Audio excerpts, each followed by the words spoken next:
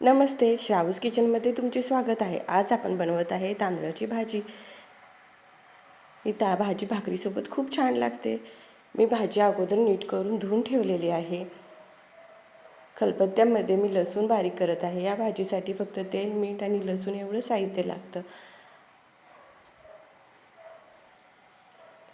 तर कढईमध्ये तेल गरम करून त्यामध्ये मी लसूण चांगला भाजून घेतलेला आहे. लसूण भाजल्यानंतर मग आपण धुवून ठेवलेली तांदळाची भाजी त्यामध्ये घालू आणि चांगली हलवू.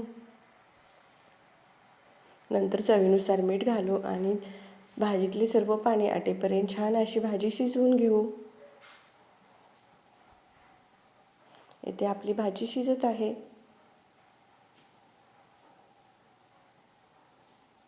तर आपली भाजी तयार आहे.